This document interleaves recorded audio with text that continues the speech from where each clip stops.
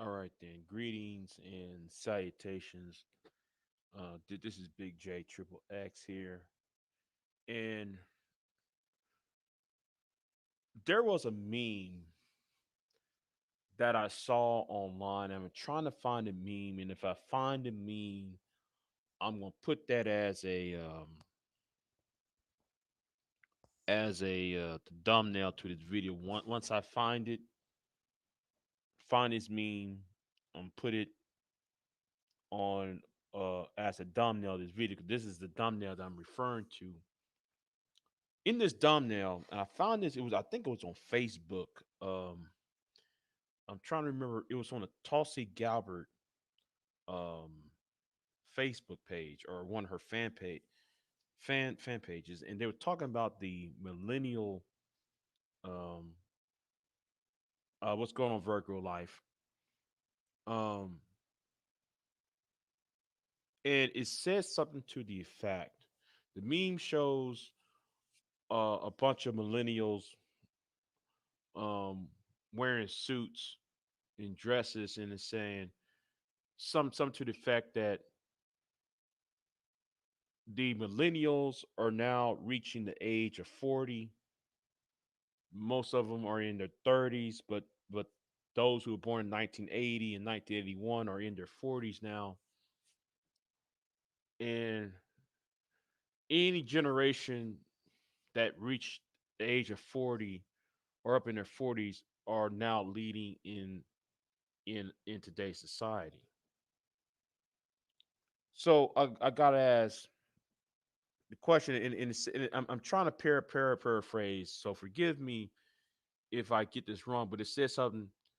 We better start acting like we're leaders. Some to the effect of we're up at the age of time. We up at the age that we should start ruling the world.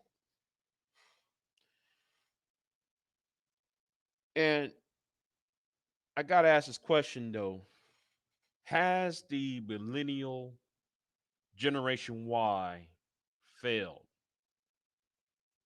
That's a question that needs to be asked. Have we failed already? So, and I'm gonna say right now, it's time for us to start to admit some things. Now, the baby boomers will not accept their failures, because they were too busy trying to fight the 1960s, the events of this. They try to relitigate the 60s. The Generation X, they want to their issue is that they was trying to do the whole revolutionary thing, and while these two generations, the previous generations, were still politicking about the past, and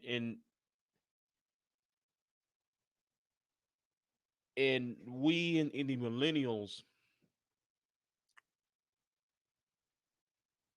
failed in our. We need to admit though we have failed too. Let me tell you where we failed at.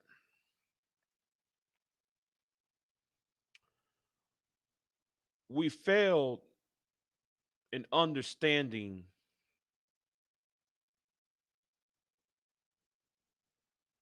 how life is supposed to work. Some of us give too much leeway to idealism rather than being practical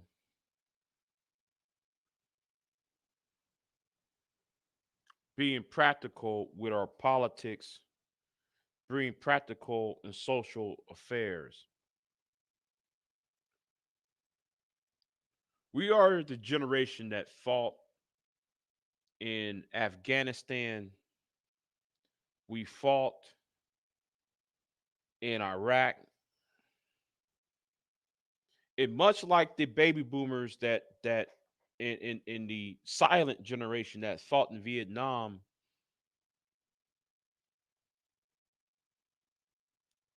we returned to a society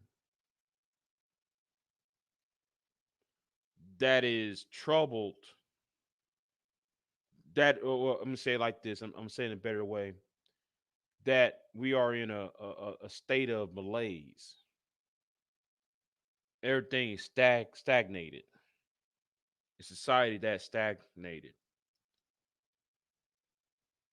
and that's what I see. And as for, if you look at the presidential elections from 2020, from 2020, no, from 2000 to 2020, right? Or I should say 1996 till till 2020. If you look at these elections, and if you look at these elections, and you notice a trend, and I know it's a trend. I don't know about everybody else, but I know it's a trend. And the trend that I receive, the trend that I receive is is this, that um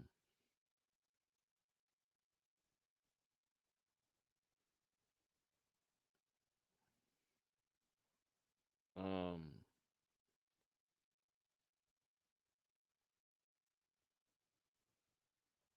I'm trying to find a better word here.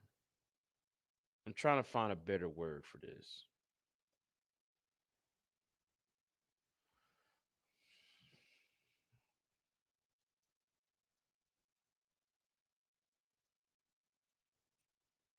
Is every election, well, you know what? I'll say this. I'll say this. Ever since 1988 to 2020, every election from 1988 to 2020, it's always to be about the Vietnam era, relitigate the Vietnam War. Every presidential candidate, or some form of a presidential ticket, was refighting the Civil War. Not Civil. Oh, forgive me. The Vietnam War. I mean, refighting the Vietnam War, refighting the 1960s. Remember back when Bill Clinton was running for president in 1992, and I'm gonna speak more this as a heterosexual black male. I'm gonna speak as it from a heterospective black male perspective here. When Sister Soldier was getting on a Donahue show, and she was doing all this black power, this I'm blackly black. That was a flashpoint where you saw a Gen Xer trying to buck the system, when you have a baby boomer like Jesse Jackson sitting there on the stage with Bill Clinton, and Bill Clinton being the baby boomer had to quote unquote put Sister Soldier in her place. Now, some of y'all don't remember this. I don't remember this because I was you know I was young myself. I wasn't even a teenager I was I wasn't even a teenager at this point. It was during the L.A. riots, the time of the L.A. riots, summer 1992, and then though you have people like Dan Quayle, Bill Clinton, Al Gore, Jack Kemp, George W. Bush, um, Dick Cheney, on up till Donald Trump, Biden, and Donald Trump, on up till today, as recently as today, from 1988 to 2020. We have presidential candidates who either got out of the draft system or joined the National Guard to escape the draft to Vietnam. Look up from every presidential ticket. Dan Quayle ran for vice president under Bush, the Papa Bush. Then you got uh, Al Gore who was in the National Guard during Vietnam. Then though you got Bush who served on the Vietnam in the Air National Guard. Then though you have Bill Clinton being accused of being a draft dog. That's why he went to Oxford. Okay, but as for us, here's where we failed as millennials. And I saw this when Tulsi Gabbard was running for president. When Tulsi Gabbard was running for president, if she would have won, she would have been the first millennial president. She was 39 at the time. She was 38, 39 when she was running. She had just turned 40.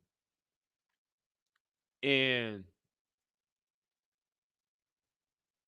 and what struck to me is how quickly the millennial candidates was pushed to the side by the baby boomers. And I noticed something too though. Usually usually usually I see a pattern when it comes to American politics, and it's something that I noticed.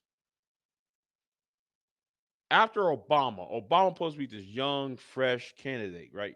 Young, fresh candidate, born in the early '60s, born in the early 1960s.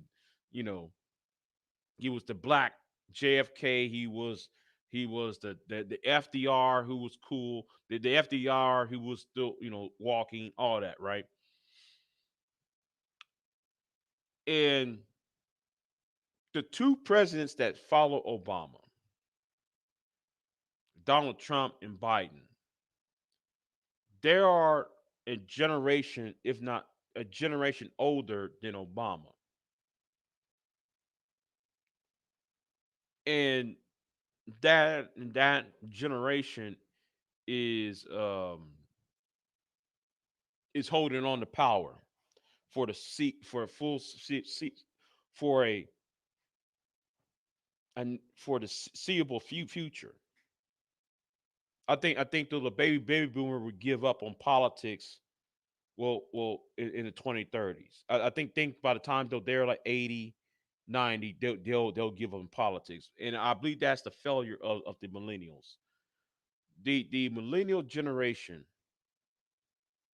has failed, and the millennial generation has failed because we did not. We a lot of us believe though that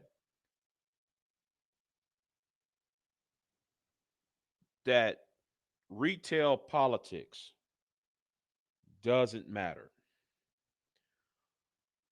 We don't believe in the pressing of the flesh because see, some of us were raised with these computers.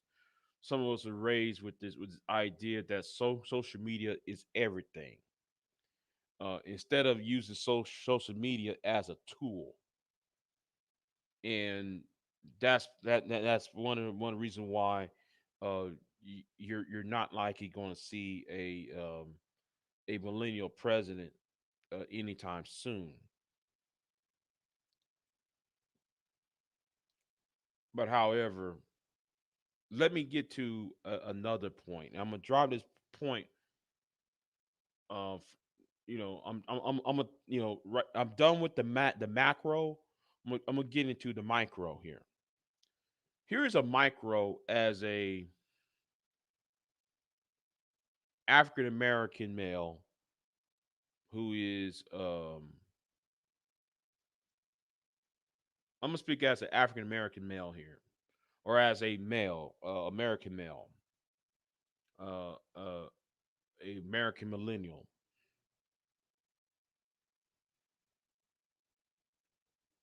The reason why, though, a lot of men, right, are are angry because, and it kind of go back to the whole retail politics thing. Is also the retail um relationship thing, right? We are taught that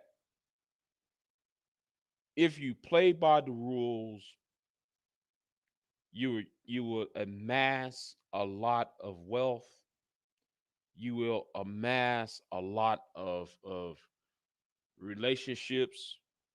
You will amass a lot of. I'm trying to think of a term. You will last a lot of networks.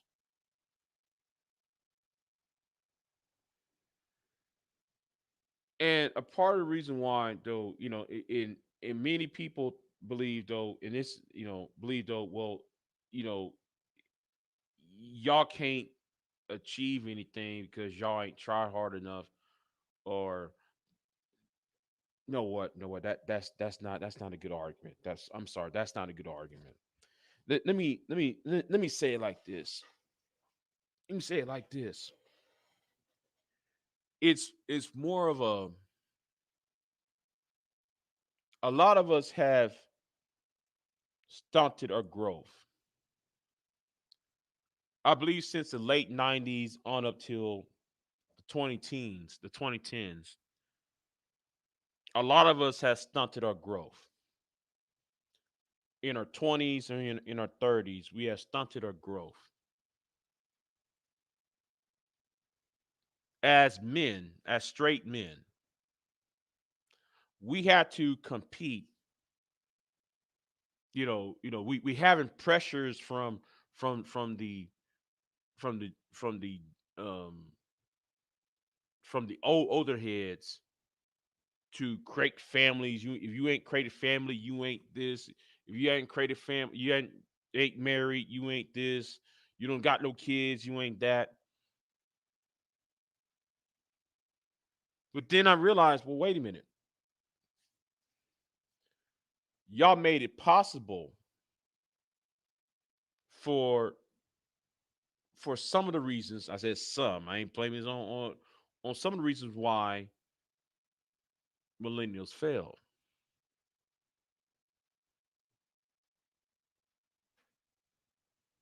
The idea of, okay, you're a man, you're supposed to have a house by this certain age, or you're a man, you're supposed to have this by a certain age. You're a man that's supposed to have this you're supposed to be high valued male at a certain age.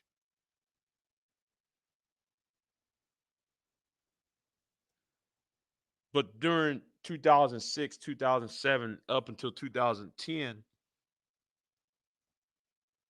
men had to compete against unemployment, compete against the recession, in terms of economics. Higher education was expensive,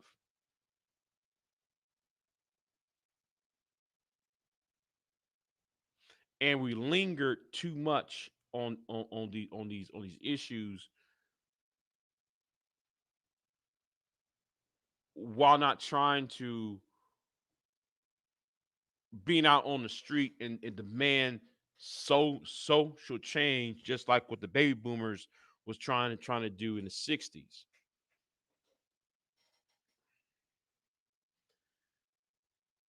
And also, in terms of relationships in the dating world, millennial men had to compete against factors that other generations before us did not have to compete against. Yes, men compete against other men for women. I mean, you know, it always happens. You know, men. You know, some a lot of men try to chase after the same woman or the same type of woman rather, and usually usually that is understood. You know, usually that's understood. I mean, some of us want a think of your the hot think of the most beautiful woman that you could imagine, right? Some people going to say, Scarlett Johansson. Or some people going to sit there and say, what about the girl that was on what's that movie name? I'm trying to remember that movie name now. Um, Damn it, I forgot her name now.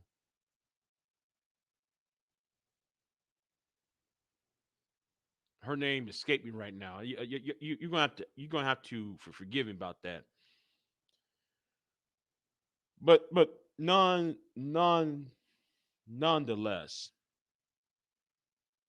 nonetheless, that's understood. Men are going to compete against other men of the same age group for the access to women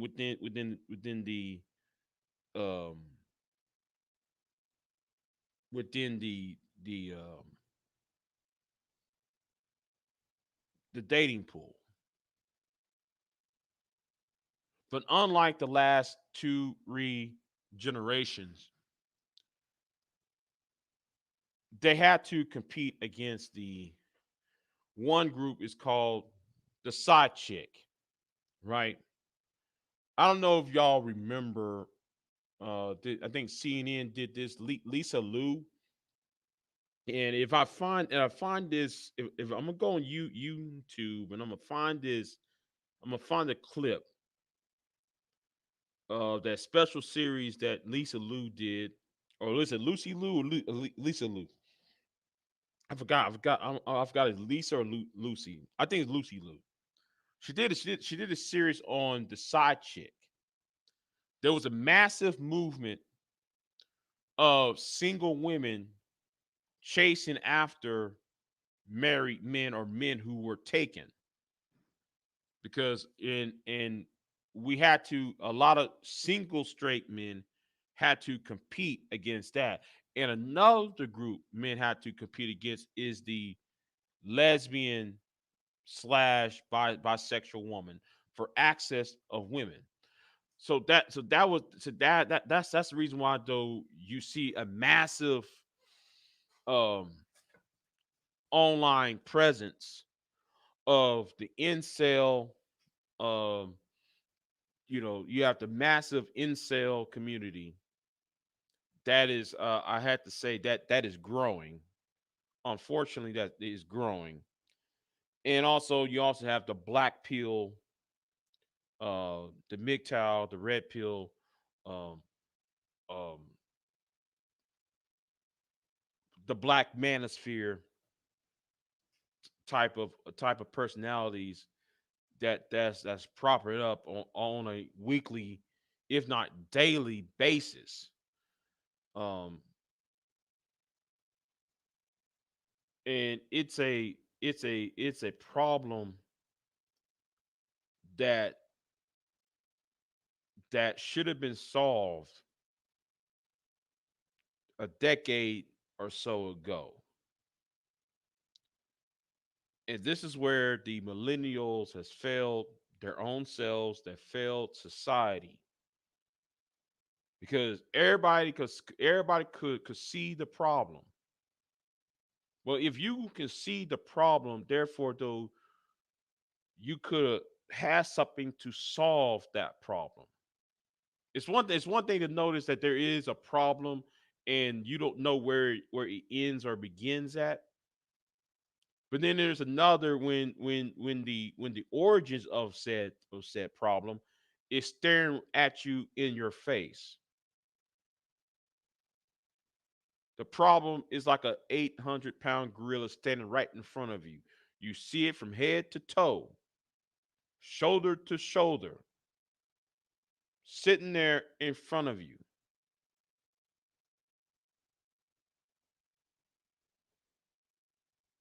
And many millennials don't want to address some of the social ills um, head on directly. And right now, though, when I saw that meme earlier to today, earlier to this evening, when I saw that meme, I said that's not necessarily a good thing. It's not necessarily a good thing that millennials are are going to be in control of American politics. I don't see that as a good thing now. And I'm gonna tell you why though I don't see that as a good thing. I don't see that as a good thing because we have not learned any lessons. We have not learned how to deal with certain issues.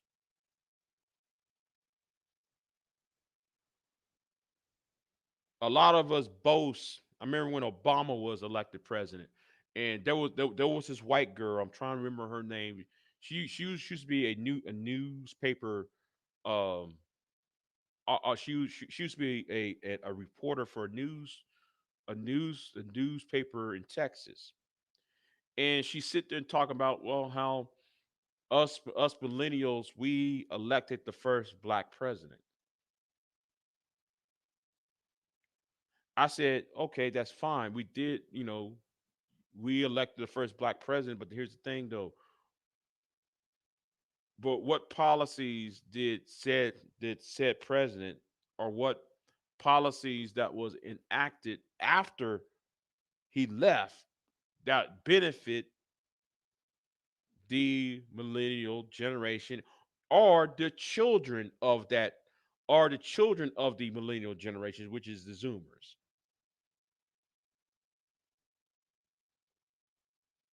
Because we still in Afghanistan for the past 20 years, 19, 20 years, we're still in Afghanistan.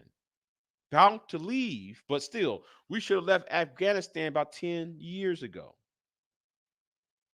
if not 15 years ago. We're still seeing record debt. We have a border issue, an immigration issue that's been going on for decades. We have a problem when you got people who can't buy houses. We have a generation of people who are still still in the same position, or should I say, in a roller coaster ride, in and out of project, or should I say, having financial issues or monetary issues.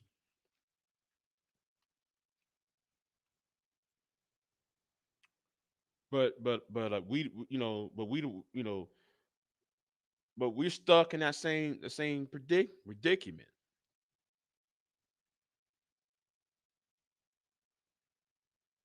So how is it the fact that we're gonna wait that we now gonna rule the world now? What happened at the Capitol on January 6th should have been prevented, but we allowed. Hold on.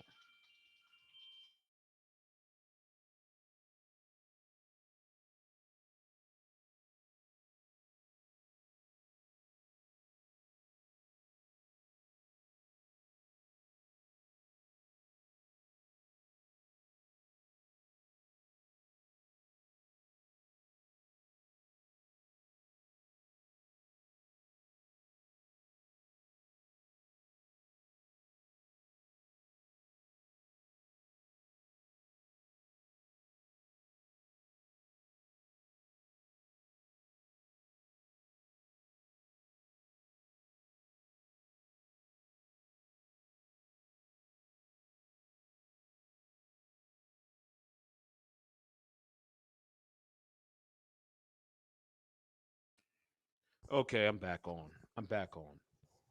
Somebody had to call me on the phone. But anyway, where was I at?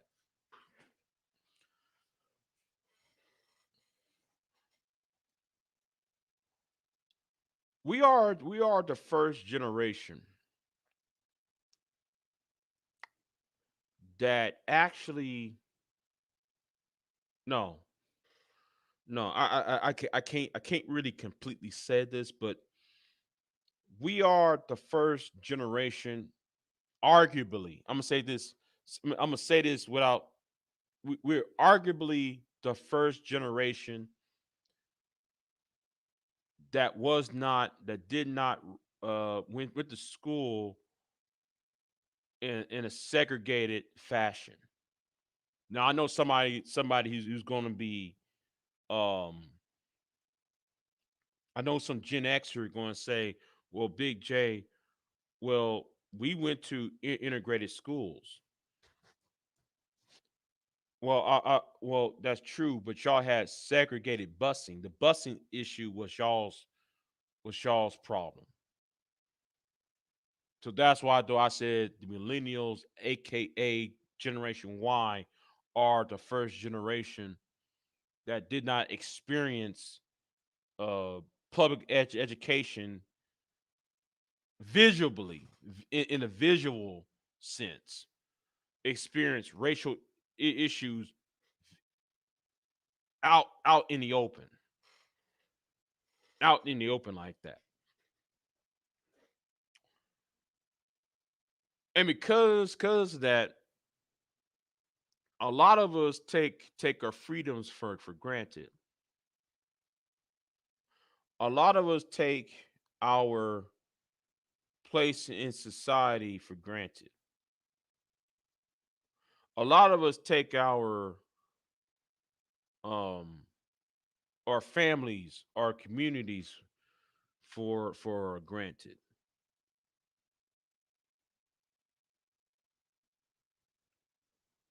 That's why the question needs to be asked. Did the millennials, aka Generation Y, did we fail? Did we not take the opportunity of what was given and what is earned?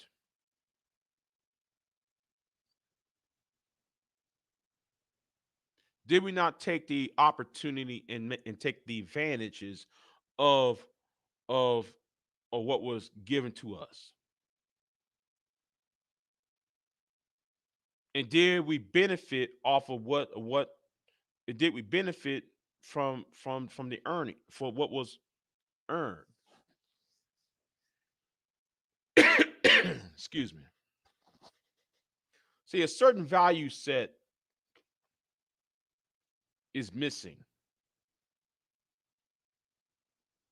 And when you look across social media, you don't see that sense of community. You don't see that sense of I'm trying to look for a better word. A sense of kinship.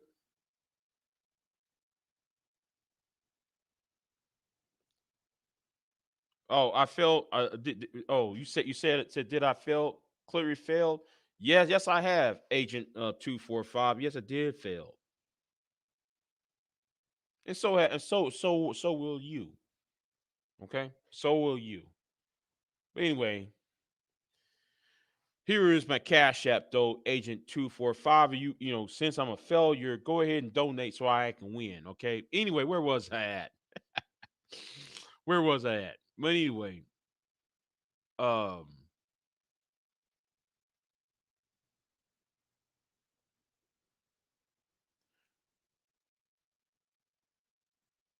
ever since that Parkland shooting, I don't know if y'all remember the Parkland shooting that happened around. I want to say what year was that? 2015, 2006, 16. The Parkland shooting, when a bunch of I think this happened in Florida, if I'm not mistaken. What happened in Florida, right? that really taught me something. That actually showed me something about the Parkland shooting. No, and it was the aftermath of the shooting I'm talking about. Because after the shooting in Parkland, and let me say it right now, I'm not taking I'm not taking the political stance here because it's more this is nothing to do with the do with the protesters of the Parkland shooting, the gun control in individuals. This has to do with what they did after the shooting. The Zoomers have done something that the millennials should have done before the first millennial become the come of the age of 20. They started a political movement, a social movement, and a lobbying movement about gun safety in schools and gun control. Now I'm not against. I'm kind of somewhat wary of gun control myself, but that's for a different topic. It's not about gun control. It's about taking action. Black Lives Matter, same way. Um, when you have some of these Zoomers who was part of Black Lives Matter, yeah, you might disagree with Black Lives Matter. I might disagree with Black Lives Matter, but here's the thing: I respect people who's willing to risk it, who's willing to risk it, and to excuse me, who's willing to risk it all. And what I mean, oh, I ain't, it's some millennials. I mean, I should no, not millennials. Some of your Zoomers have already been in jail, and some Black Lives Matter Zoomers have been killed, have been found dead. Some of your Antifa folks, even some of your Trump folks, um, as well. So what I'm saying is not just some left wing issue. I'm just talking on the broad sense, in a broad spectrum. A lot of your Zoomers have my respect because when they see a problem, they want to deal with it. Just like that girl from I'm trying to remember what country she's from. I think she's from a Scandinavian country, northern Europe. Was you talking about climate change? I think she's from Sweden or something like that. So, you know, I disagree with her on climate change and the in climate change and global warming, but at least I got to respect the fact though she went ahead and tried to that she's trying to change the world. I got to respect that. That's something why we as millennials fail.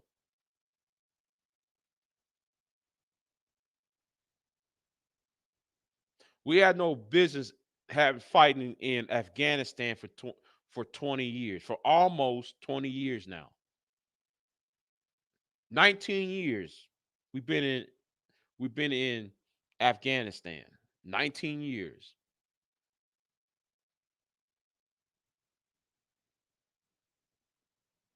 And some of us the first ones of us is about to be turned 40 or at least already at the age of 40. Joining in the military around 20 in 2000 in 2000 and 2001 and 2002, 2003. We're going into our 40s. Iraq had been Iraq is what 17 years old. 17 years since we've been in Iraq. We're still in Iraq. Afghanistan, 20 years, 19 years in Afghanistan. It's something to ponder.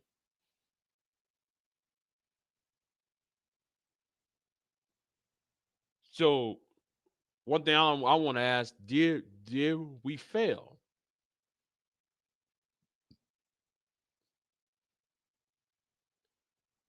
In my conclusion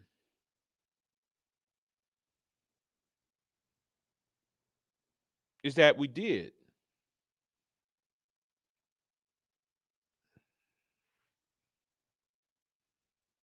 I believe though we did, but that's just my opinion.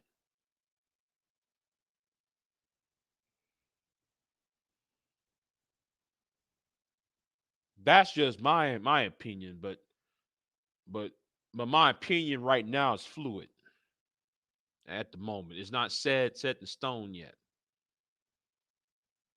But right now, given the politics, given the this the environment, we did not give ourselves we didn't give ourselves to take the initiative. No, we hinder ourselves from taking the initiative to see what changes to be made. And I'm speaking at this as an American man, American, a Western, a man who's living in the Western world.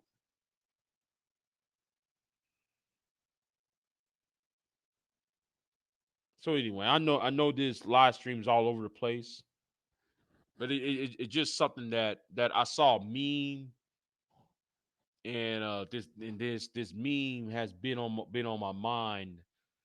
Um, the meme has been on my mind for been on my mind for a couple hours. So I couldn't find that meme, but if I do find that meme, I'll put that as a thumbnail for this video or for this live stream.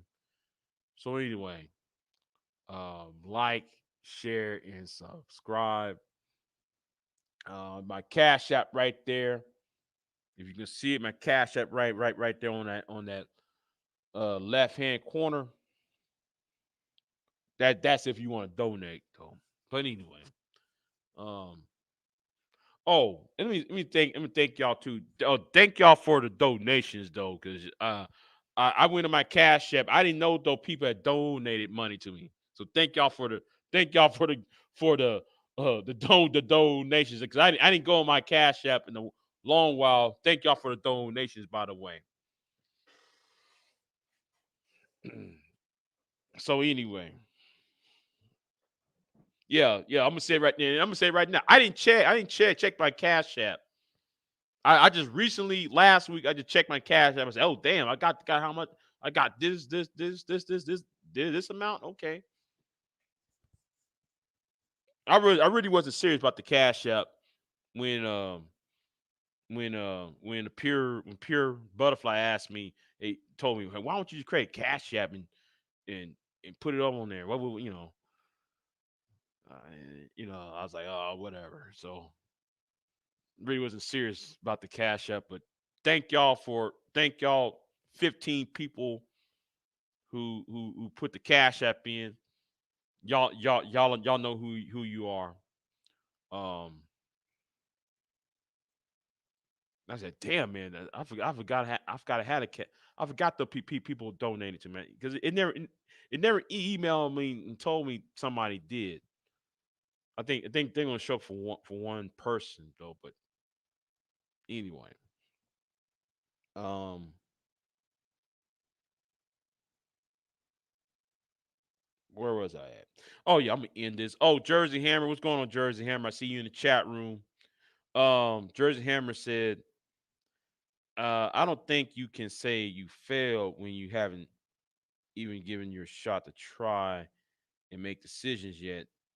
Hell, even Gen Xers like me are still out in the cold to the boomers.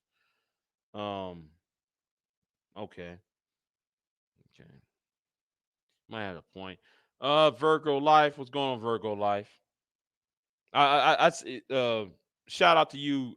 You was in here earlier within the first 2 minutes of this, so shout out to you, Virgo life.